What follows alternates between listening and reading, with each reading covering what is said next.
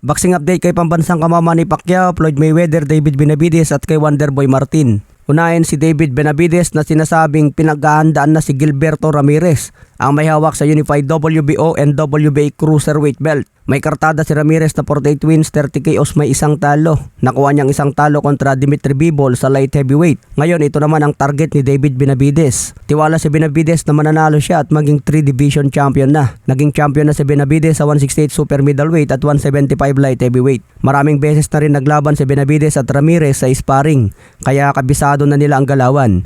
Ito ang abangan natin na big fight sa 2026. Samantala, may parangal galing Dubai na tinanggap ni pambansang kamama ni Pacquiao. Tinanggap ni Manny Pacquiao ang Global Sports Career Award bilang pagkilala sa kanyang mahaba at makabuluhang karera sa boxing. Marami pang nakatanggap ng award mga boss at isa si pambansang kamao sa mga kilalang personalidad na nakatanggap nito. Iginawad ang mga parangal sa World Sports Summit Award Ceremony na ginanap sa Dubai. Dinaluhan ito ng mga sikat na personalidad. Pinost mismo ni Manny Pacquiao itong mga boss at mapapanood sa kanyang page. Maraming personalidad ang nagpapicture kay Manny Pacquiao dahil global superstar. Sa iba pang balita, Floyd Mayweather naghihirap na nga ba?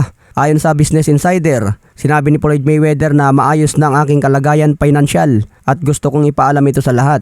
Bayad na ang lahat ng ari-arian ko at bayad na rin ang jet ko. May-ari na rin ako ng gusaling nagkakalaga ng $1 billion.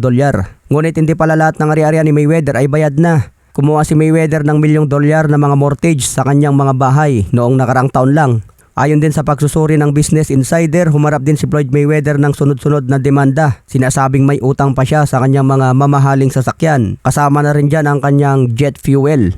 May balita din na foreclose ng ilan sa mga kanyang commercial property at nanganganib din na mawalang isang gusali sa Las Vegas na kinaroroonan ng kanyang strip club na Girl Collection dahil sa mahigit $52,000 na hindi nababayarang buwis sa ari-arian.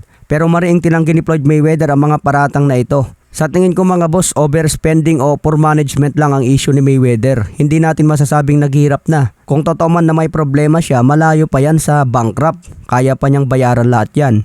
Malakas pa rin ang karisma ni Mayweather sa boxing lalo na sa mga exhibition. May laban pa nga siya kay Mike Tyson. At may balita na mapapalaban siya kay Manny Pacquiao. Siguradong malaki ang bayad sa kanya. Pero maging maingat na lang si Mayweather sa pera para hindi matulad sa iba na talagang nawala lahat. Kaya sa ngayon hindi natin masasabi na naghihirap si Mayweather mga boss. Sa iba pang balita, Wonderboy Martin natapos na ang kontrata under ng MP Promotions. Ayon sa post ni JM Siasa sa kanyang Facebook page, umaasa ang kampo ni Wonderboy na mag-renew ang kontrata under ng MP. Huling laban ni Wonderboy, tinalo si Aran Dipaen sa Trilla in Manila 2. Kaya abangan ang muling pagbabalik ni Wonderboy. Posibleng babalik ulit sa Amerika at mabigyan ng mas matinding kalaban. Samantala may balita din na pwedeng malagpasan daw ni Naoya Inoue ang nagawa ni pambansang kamao Manny Pacquiao. Siguro sa skills mga boss pwedeng mapantayan niya si Manny Pacquiao. Pero sa achievement medyo mahirap na. Sa ibang achievement pwedeng nalampasan na niya si Manny Pacquiao. Dahil naging 2 division undisputed na nga si The Monster Inoue. Hanggat hindi pa nagre-retiro si Inoue, gumagawa pa yan ng ibang legacy. Kaya abangan natin ang kanyang karera mga boss.